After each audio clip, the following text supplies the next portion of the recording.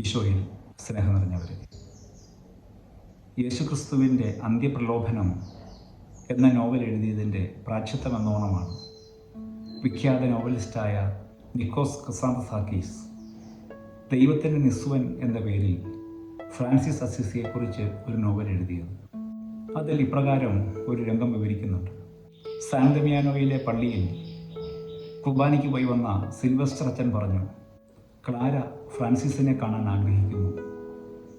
എത്ര നാളായി അവിടം വരെ ഒന്ന് ചെന്നിട്ട്, ഒന്ന് പോയി അവരെ അനുഗ്രഹിച്ചുകൂടെ?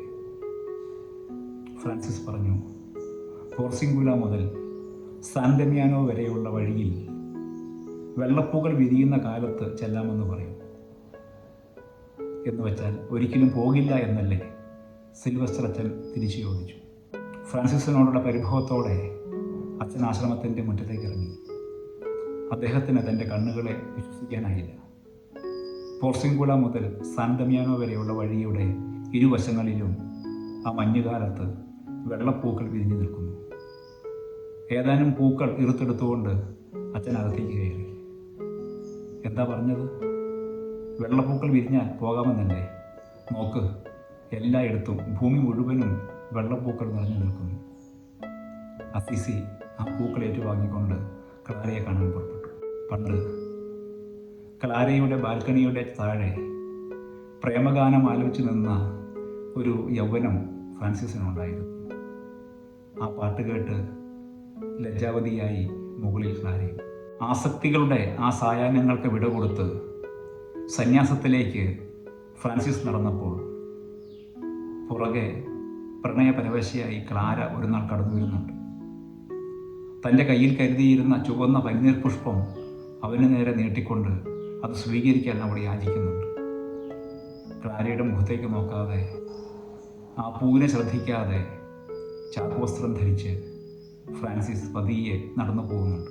ആസക്തികൾക്ക് വിട നൽകാനും പുണ്യങ്ങളുടെ വെണ്മയെ പുൽകാനുമുള്ള ഒരാഹ്വാനം അസിസി ഈ കഥയിലൂടെ നമുക്ക് പറഞ്ഞു തരുന്നുണ്ട്. ആസക്തികളുടെ ചുവന്ന പൂക്കൾ വിശുദ്ധിയുടെ പരിമളം പൊഴിക്കുന്ന വെള്ളപ്പൂക്കളാകാൻ കാത്തിരിക്കുന്ന ഫ്രാൻസിസിനെ പോലെ നമ്മുടെ ജീവിതങ്ങളിൽ ചൂഴ്ന്നു നിൽക്കുന്ന ആസക്തികളിൽ നിന്ന് വിശുദ്ധിയുടെ വെണ്മയിലേക്ക് നടക്കാനുള്ള വഴികളെക്കുറിച്ചാണ് ഇന്ന് വിശുദ്ധ ഗ്രന്ഥം നമ്മളോട് സംസാരിക്കുന്നത്. കൽപ്പനകളുടെ മാരകമായ ലംഘനം വേണമെന്നില്ല ഒരാൾ പാപത്തിൻ്റെ തടവിലാകാൻ. അശ്രദ്ധമായ ഒരു നോട്ടവും ആസക്തി നിറഞ്ഞ ചിന്തകളും മതി ഒരാൾ പാപത്തിൻ്റെ തടവിലേക്ക് നീങ്ങാനെന്ന് തിരുവചനങ്ങൾ നമ്മെ ഓർമ്മിപ്പിക്കുകയാണ്. സോദോമിൻ്റെ പാപത്തെക്കുറിച്ചാണ് ഒന്നാമത്തെ വായന. ഉൽപ്പത്തി പുസ്തകം 19-ാം അധ്യായം 1 മുതൽ 7 വരെയും 10 മുതൽ 11 വരെയുമുള്ള വാക്യങ്ങൾ. അവിടെ നാം കാണുന്നത് ബന്ധങ്ങളെ വിസ്മരിക്കുന്ന ഒരു സമൂഹത്തെയാണ്. സ്ത്രീ പുരുഷ ബന്ധത്തിന് കൊടുക്കുന്ന പവിത്രതയെ മറക്കുന്ന ഒരു സമൂഹം. പുരുഷ ബന്ധങ്ങളെ, ദൈവമയക്കുന്ന ദൈവപുരുഷന്മാരെ, സമൂഹത്തിൻ്റെ മാമൂലുകളെ, പ്രകൃതി ആവശ്യപ്പെടുന്ന നിയമങ്ങളെ എല്ലാം കാറ്റിൽ പറത്തി തങ്ങളുടെ ആസക്തികൾക്ക് അനുസൃതമായ ബന്ധങ്ങളെ രൂപീകരിക്കുന്ന ഒരു സമൂഹത്തെ നാം അവിടെ കാണും. ദൈവം അവരുടെ കണ്ണുകളെ അന്ധമാക്കുന്നതായി നമ്മൾ തിരുവചനത്തിൽ വായിക്കും. പ്രിയമുള്ളവരെ, ആസക്തികൾ ബന്ധങ്ങളെ വിസ്മരിക്കലാണ്. പ്രകൃതിയും ദൈവവും ചൂണ്ടിക്കാണിക്കുന്ന ബന്ധങ്ങളെ വികലമായി കണ്ട് നമ്മൾ പുതിയ നിർവചനങ്ങൾ കൊടുക്കുന്നിടത്താണ് ആസക്തികൾ നമ്മളെ തടവിലാക്കുന്നത്. രണ്ടാമത്തെ വായനയും ബന്ധങ്ങളെ മറന്നതിൻ്റെ ഒരു വലിയ ഓർമ്മയാണ്.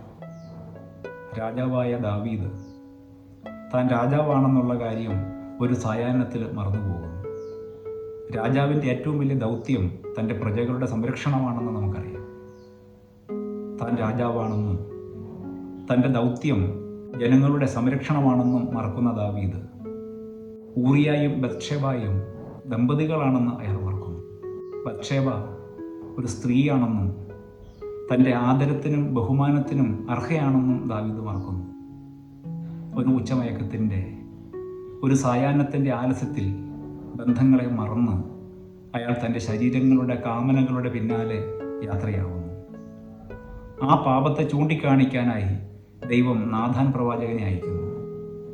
എത്ര ഹൃദയഹാരിയായ രീതിയിലാണ് ദാവീദിൻ്റെ പാപത്തെക്കുറിച്ച് ഒരു കൊച്ചു കഥയിലൂടെ നാഥാൻ പ്രവാചകൻ ദാവീദിനെ ഓർമ്മിപ്പിക്കുന്നത്. ബന്ധങ്ങളെ ആസക്തികളോടെ വെറും ശാരീരിക തലത്തിൽ മാത്രം കാണാൻ നാം പ്രേരിപ്പിക്കപ്പെടുന്ന എല്ലാ ഇടങ്ങളിലും ബന്ധങ്ങളെ ദൈവികമായി കാണാനുള്ള ശ്രമങ്ങൾ നമ്മൾ നടത്തേണ്ടതുണ്ടെന്ന് ദാവീദിൻ്റെ കഥ നമ്മെ ഓർമ്മിപ്പിക്കുന്നുണ്ട്.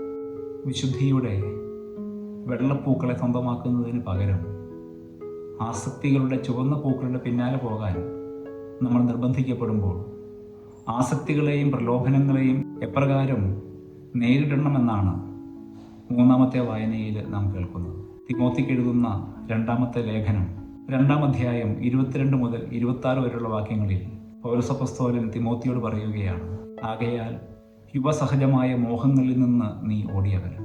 മോഹങ്ങൾ എവിടെയും നമ്മളെ കാത്തിരിപ്പുണ്ട്. ജീവിതത്തിൻ്റെ ഏതു ദശയിലും ഏതവസ്ഥയിലും അവ നമ്മുടെ കൂടെ ഉണ്ടാവും. അവയിൽ നിന്ന് ഓടിയകലാൻ ദൈവദാസനായ തിമോത്തിയെ പൗലോസ് നിർബന്ധിക്കുകയാണ്. അവിടെ പൗലോസ് എടുത്തു പറയുന്ന ഒരു കാര്യം കൂടിയുണ്ട്. പാപത്തിൽ വീണുപോയവരോട് നമ്മൾ അനുകമ്പ കാണിക്കണം, അവരുടെ മടങ്ങിവരവിനായി കാത്തിരിക്കണം.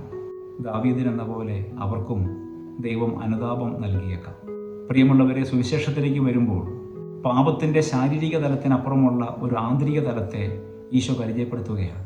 സമൂഹവും നിയമവ്യവസ്ഥയും അടയാളപ്പെടുത്തുന്ന പല പാപങ്ങൾക്കും ശാരീരികമായ ബാഹ്യമായ തലം മാത്രമാണുള്ളതെങ്കിൽ ശാരീരികവും ബാഹ്യവുമായ ഒരു തലത്തിൽ മാത്രം ബന്ധങ്ങളെ, നിയമങ്ങളെ അവശേഷിപ്പിക്കാൻ പാടില്ലെന്ന് ഈശോ പഠിപ്പിക്കുകയാണ്. വ്യഭിചാരം എന്നത് ശാരീരികമായ ഒരു തലത്തിൽ മാത്രമല്ല, അതിന് മാനസികമായ വിചാരങ്ങളുടെ ഒരു തലം കൂടിയുണ്ടെന്ന് ഈശോ ഓർമ്മിപ്പിക്കുന്നു.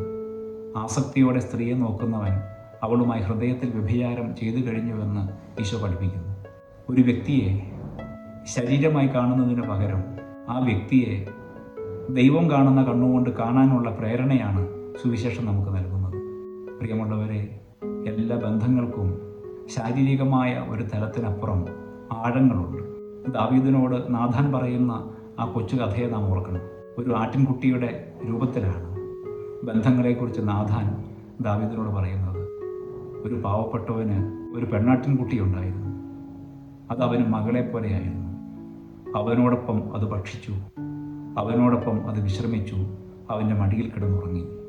അവന് മറ്റാരുമില്ലായിരുന്നു. നാം കണ്ടുമുട്ടുന്ന ഓരോ വ്യക്തിയും ഇതുപോലെ ആർക്കൊക്കെയോ പ്രിയപ്പെട്ടവരാണ്. ആരുടെയൊക്കെയോ തീന്മേശകളിൽ പങ്കുപറ്റുന്നവരാണ്. ആരുടെയൊക്കെയോ മടിയിൽ അഭയം തേടുന്നവരാണ്. ആരുടെയെങ്കിലുമൊക്കെ ആശ്രയവും ജീവിതത്തിൻ്റെ കേന്ദ്രവുമാണ്. ഈ വിചാരങ്ങളോടെ മറ്റുള്ളവരെ കാണുമ്പോൾ മാത്രമേ നമ്മുടെ വഴിത്താരകളിൽ വിശുദ്ധിയുടെ വെള്ളപ്പൂക്കൾ നിറഞ്ഞു നിൽക്കുകയുള്ളൂ. നാം ഇന്ന് വായിക്കുന്ന പത്രവാർത്തകൾ, നമ്മളെ തേടി വരുന്ന പീഡനങ്ങളുടെയും ഉപദ്രവങ്ങളുടെയും ഒക്കെ കഥകൾ നമ്മുടെ കണ്ണീരണിയിക്കുമ്പോൾ നമുക്ക് ഓർക്കാം, എവിടെയെങ്കിലുമൊക്കെ ആരൊക്കെയോ ബന്ധങ്ങളെ കാണാതെ പോകുന്നുണ്ട്, പ്രകൃതി നിയമങ്ങളെ അറിയാതെ പോകുന്നുണ്ട്, ദൈവം ആഗ്രഹിക്കുന്ന കണ്ണുകൾ കൊണ്ട് മറ്റുള്ളവരെ കാണാതെ പോകുന്നുണ്ട്. ആസക്തികൾ ബന്ധങ്ങളെ മറക്കലാണ്. ആസക്തികൾ നിയമങ്ങളെ മറക്കലാണ്. ആസക്തികൾ ശരീരത്തെ അതിൻ്റെ ദുർവാസനകൾക്ക്, യുവസഹജമായ മോഹങ്ങൾക്ക് പിന്നിൽ ഒരു കുതിരയെപ്പോലെ പായാൻ അനുവദിക്കലാണ്. പ്രിയമുള്ളവരെ, പാപത്തിലാണ്ടുപോയ ദാവീദ് അനുതപിച്ച് ദൈവസന്നിധിയിലേക്ക് മടങ്ങി വന്ന പോലെ ഈ നോമ്പുകാലത്ത് നമ്മുടെ പാപവഴികളെ കണ്ടെത്തി, ആസക്തികളുടെ വളഞ്ഞ വഴികളെ കണ്ടെത്തി അവയെ തിരുത്താൻ വിശുദ്ധിയുടെ വെള്ളപ്പൂക്കൾ വിരിഞ്ഞു നിൽക്കുന്ന പാതയിലൂടെ മാത്രം നടക്കാനുള്ള കൃപയ്ക്ക് വേണ്ടി നമുക്ക് പ്രാർത്ഥിക്കാം. ദൈവം നമ്മെ സമൃദ്ധമായിട്ട് അനുഗ്രഹിക്കട്ടെ.